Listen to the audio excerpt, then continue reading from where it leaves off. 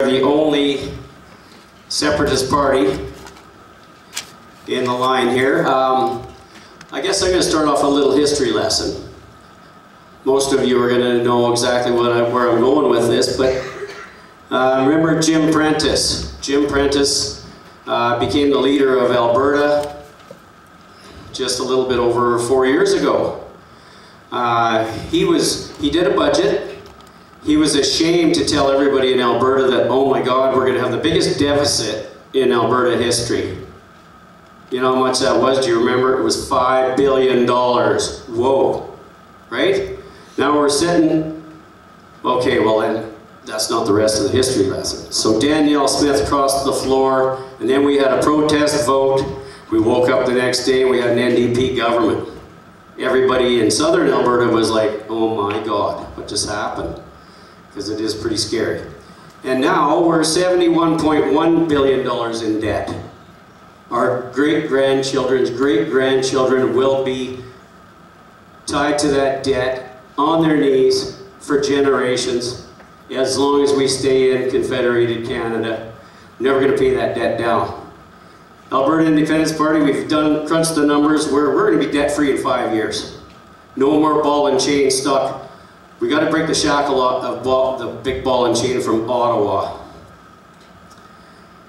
In four years, we're going to lose $160 billion to Ottawa.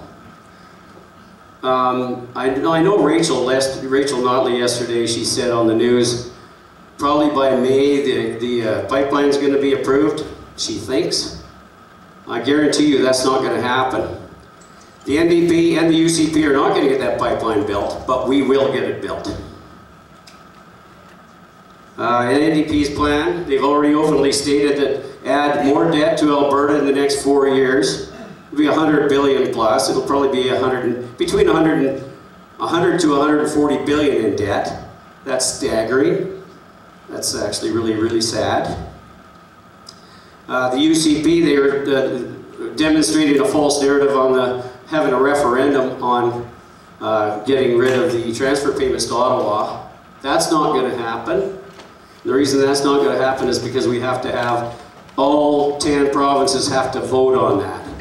They have to say, yeah, okay, Alberta, you're set free. That's not going to happen. There's 5 provinces that are getting all of our wealth transfer. We're giving away all of our money. And this is one thing that'll surprise you. It surprises me that Ontario officially manages the program, and they automatically get $1 billion of our money. Plus it employs 1,500 people. Do you think that Ontario is going to sign that, to sign us off, and they're going to lose $1 billion and 1,200 jobs? Ain't going to happen. So when Kenny says he's going to get that done, it's not going to happen, I promise you. So I want to tell you a little bit about when we get the job done, we get out of Canada. We've got all kinds of cool programs. $45,000. Anybody that makes $45,000 and under are going to pay 0 income tax. Above that, it's going to be 20% flat tax for income tax, and get out of that people paying 37% of their wages. We're going to scrap the carbon tax. That's gone. We don't feel that Albertans should be punished.